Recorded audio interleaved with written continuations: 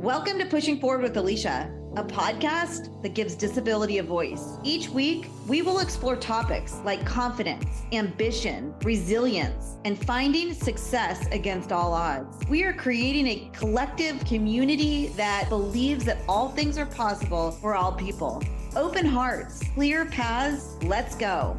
Welcome back to Pushing Forward with Alycia. I am Alycia, and today we have one of the world's biggest making history representing Team USA, also competing in the Ironman World Championship in Kona, Hawaii. He was the first bilateral above knee amputee to do this, so making history. Just wrote a book, All of the Good Things, to document his amazing journey. He came from a challenging start of living in shelters to literally making it to the world's biggest stages. I'm so excited to have you on our show. Welcome to the show, Roderick Sewell. Yes, thank you for having me. It is a pleasure to meet you. Thank you for wanting to come on the show. Your story is absolutely amazing and inspiring. And I think before we jump into all of the amazing milestones that you have achieved in your life, can we look back a little bit and share with our community just a little bit about your disability, whatever you're comfortable with, and also your earliest memory of movement or sport? For sure. So I was born with missing tibias in both of my legs. I had my amputation at a year and a half, and I got my first pair of prosthetics when I was 2 years old. So for me, at this point, I'm 33 now, putting on prosthetics is like putting on shoes. It's not anything fancy or different. But because I had my amputation at an early age, my first real memories were with my amputation, being a double above knee amputee. So I don't remember my limbs, but as soon as my amputation was happening and then the healing process, and I don't know if it's the pain relation to it, but my mind was able to retain some of those times, some of those situations.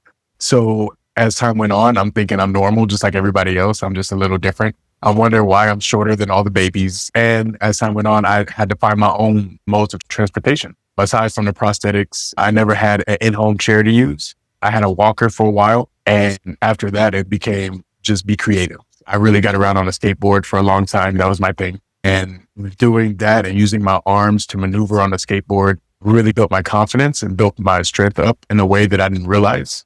As time went on, I got introduced to the Challenge Athletes Foundation, and we call them CAF. CAF is a nonprofit whose goal is to reach out to people with disabilities and give them the equipment or gear or just coaching they need to live a healthy lifestyle.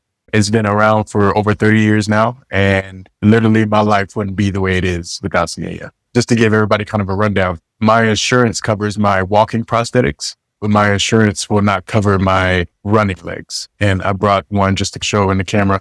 There's dust on there because I don't run much anymore. These are considered luxury by the insurance companies. So because of that, they won't cover the running foot.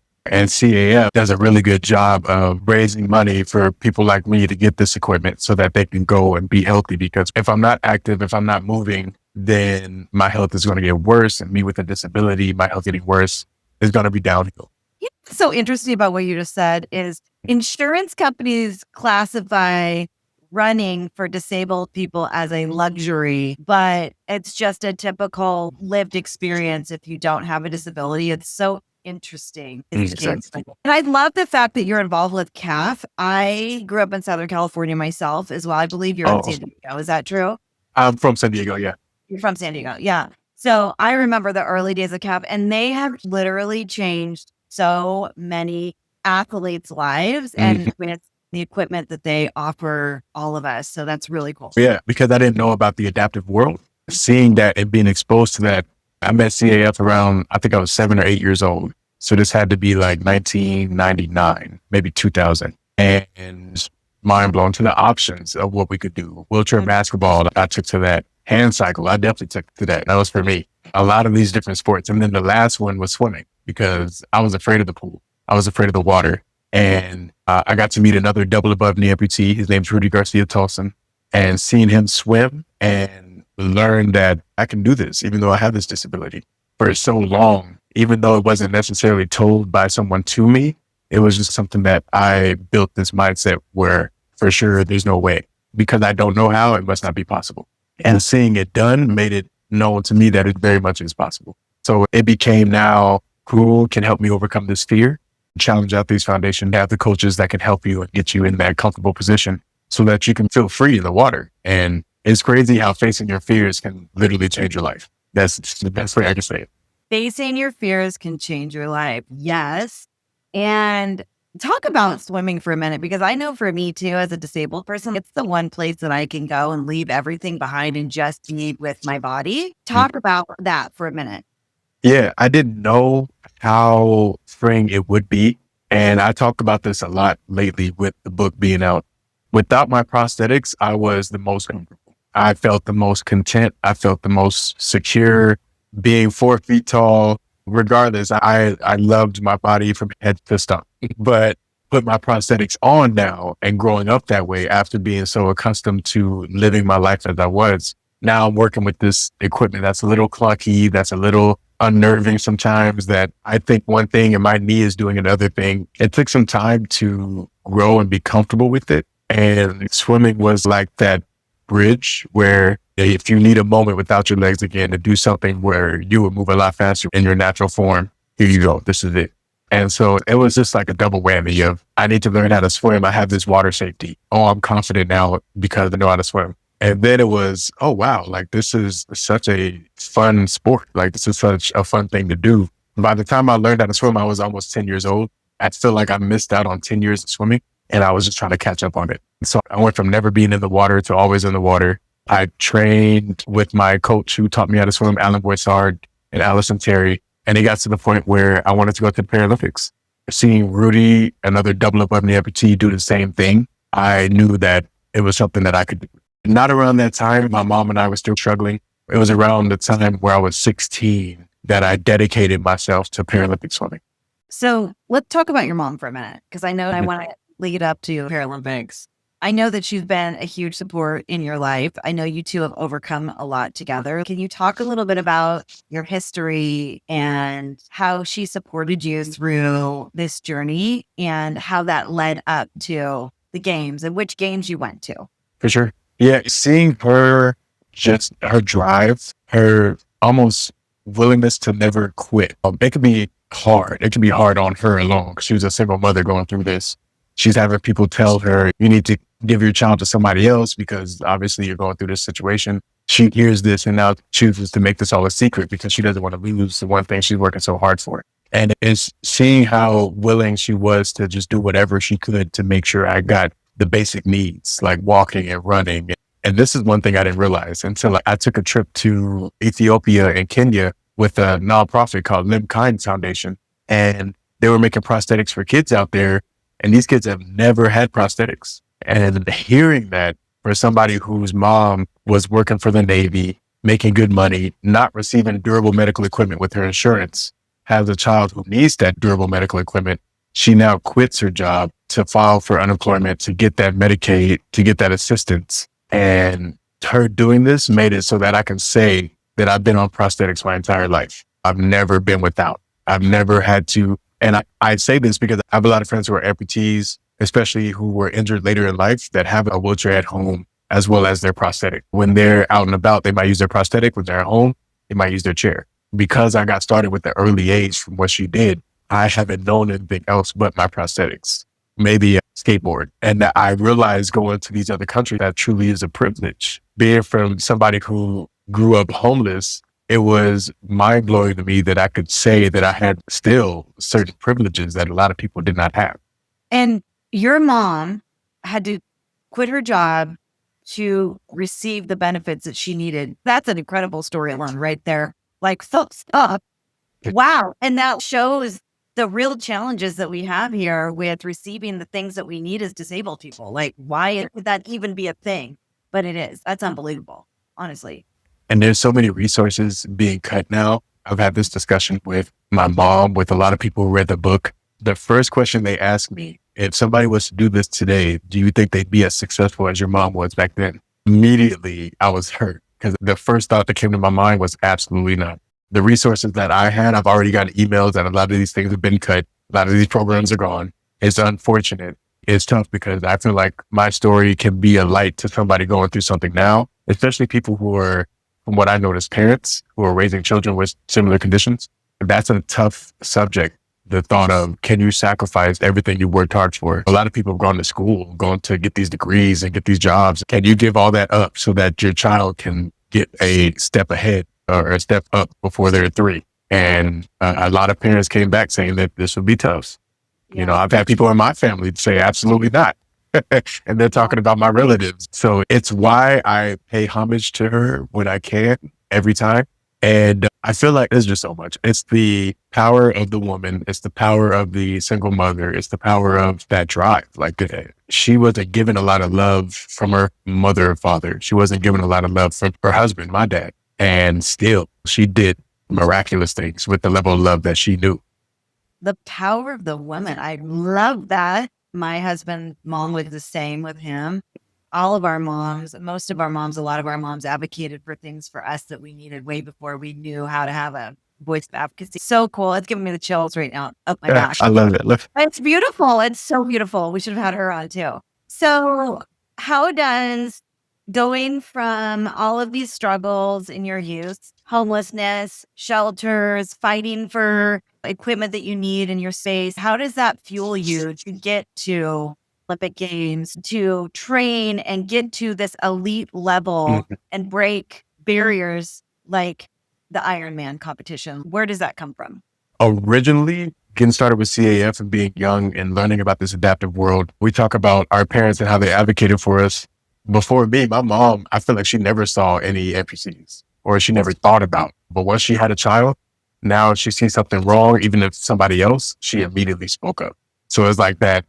Before we could defend ourselves, we had that advocate standing there with us. You're struggling with homelessness. You're struggling with becoming one with your equipment, finding the right resources, all of those things to reaching elite level, going to the Paralympic Games, breaking barriers in Ironman competitions. Tell us how that beginning stage translates to the motivation into what you're doing today. I think the beginning was we just wanted a way out.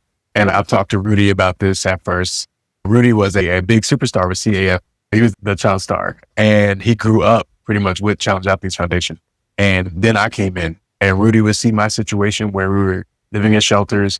We were catching the bus to most CAF events. And he told me, like, when we were younger, he would feel bad for me. And I told him the CAF events and meeting him was a light at the end of the tunnel that I needed, because it was just downhill from when my mom quit her job to when we had to give up the house and the car. And now we're living in shelters. And now we're staying in our second shelter with women and children.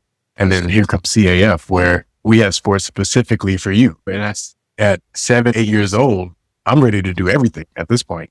So it became just the fun of it. And then you learn about Paralympics. And then it's, oh, can I do that too? And I remember I was just still having fun because we were still unstable with our living situation.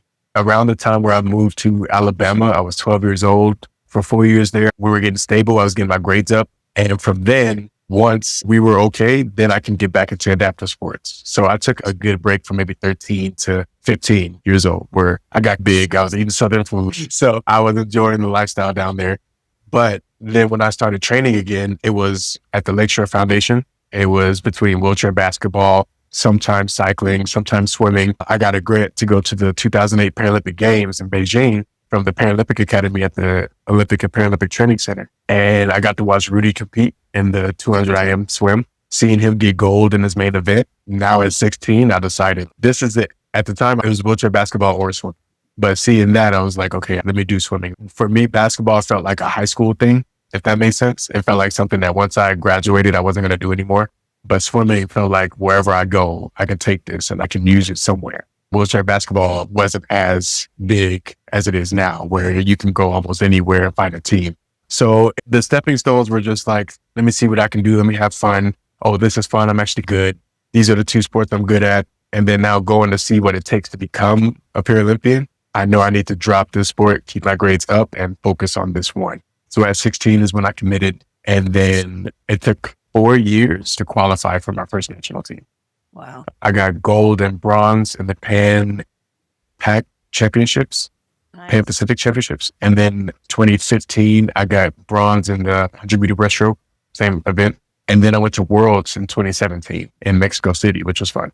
And I got bronze in the relay, but I got seventh in my main event. So at that point, I told myself Tokyo is my last attempt for games. I went to trials for London and what year was that? 2012. I went to trials for Brazil in 2016. And then I told myself Tokyo would be it. As we know, Tokyo 2020 came through, COVID happened, pushed Tokyo 2020 to 2021. That threw off my training completely, but I was okay with it because I was able to do the Ironman in 2019. And the Ironman was the life-changing event for me. Okay, so talk about it. We're doing what? 140 miles biking and running? The 2.4 mile swim. And I have it all in my book here, Iron Will, available now. It's a 2.4 mile swim, a 112 mile bike ride, and then a 26.2 mile run, which when I was training for it, that was my mental barrier. I don't understand how you could do all that and then do a marathon when a marathon by itself is actually really hard. But yeah, it was a life-changing experience. CAF, being an athlete for them, they told me there could be a slot. And if I was training, would this be something I wanted to do? I was a really strong swimmer and a strong runner. It was just a bike that I needed help on. Once I got the bike, CAF made sure I was covered in that. I started training. I had 3 months to get ready, which most people will tell you need more than 3 months to train for an Ironman. But I've been swimming. Swimming was such an active recovery thing. I could swim 2 miles any day of the week. I had been running around Central Park. I was living in New York at this time. So 6 miles to 12 miles, I was okay with. It was just a bike. So we figured just muscle it out for 3 months on the bike and you'll be okay. Going into the Ironman, representing as a CAF athlete, got a slot from Ironman as well. They want to do an NBC special on me. And so I have them fly my mom out so she can watch the race. Her first vacation in years. She had her first massage. And my mom at the time was like 50 something. Wow. So I was like, you really went 50 plus years and this is your first massage? That's wild to me. And then I was living at the training center. So I got them all the time. So I was just like, what, your first one? My 100th. But just having her there and her seeing me cross the finish line after a grueling day, finishing at, I think I did 16 hours and 26 minutes and 34 minutes away from missing the cutoff. And I think her being there, CAF's co-founder, Bob Babbitt, was there. Rudy was there as well as my handler. It was just an impactful time where we can make a statement as people with disabilities that anything truly is possible. I think a lot of excuses are used, but this example is one way to say that there is no excuse. This is incredible. So I want to just clarify for somebody who is in the unknown of Ironman. This is not an adaptive competition. This is able-bodied people competing, and you were the first bilateral above knee amputee to compete alongside typical able-bodied, however you want to label them, people. You swam, ran, and you cycled. Were you hand cycling or did you cycle with your prosthetics on? I used a kneeler hand cycle. Okay. And I told Ironman that there's no way I'm doing a standard bike. Rudy told me how much he hated it. And so I told him like, yeah, I need to use a hand cycle because I know my arms will get me through. The swim was easy. And then once I got to the run, I'll be done with arm stuff so I can go on to the run and use my running blades. Well done. I am impressed. That's incredible. No, we all got to get your vibes. Like, wow. So tell me the impact of the representation. You look like you want to say something. You want to say something first? Yeah, but I'll just say crossing that finish line was almost unreal. As I saw it coming up on me, I didn't do enough visualization to picture what that moment was going to be like. So as it was coming, I almost had a tunnel vision of this is really here. This day is done. And I wanted to confirm that I made that cutoff. So once I got in, my mom's crying, I'm sobbing, Bob is hugging me, Rudy's hugging me. And it just made a wave throughout the CAF community and even my family. And it made a domino effect for me to get my story out there. I've had a lot of people tell me that my story had moved them in some way. So I feel like doing this helped me make a mark of, all right, let me write about what I've been through now. Let me put this down for somebody else. And COVID was the time that I decided to do it. So it's been a 5-year process to get to this point, but the goal is to get this out so that anybody who is going through their own trial or tribulation, whether it be visible or invisible, that they understand that there's a spark within them, that they understand that a life is worth living regardless of what situation or circumstance you're living in. Beautiful. So tell us how to get the book, what it's called, where we can support you, all those things. Yeah. So you can follow me on Instagram, rsewell92. The book is available on Amazon and Hachette. And yeah, feel free to reach out to me. We'll leave all the notes and the show notes and the links to click on and buy, connect, all good stuff. We wrap up with the pushing forward moment, a mantra, something that you live by to motivate our listeners. Can you gift away any gifts? today? It's a good mantra. One that I've been living by lately because I've learned I can't do things on my own. If you want to go fast, go alone. And if you want to go far, go together. That's really good. I am so happy to meet you. We have to stay friends. Absolutely.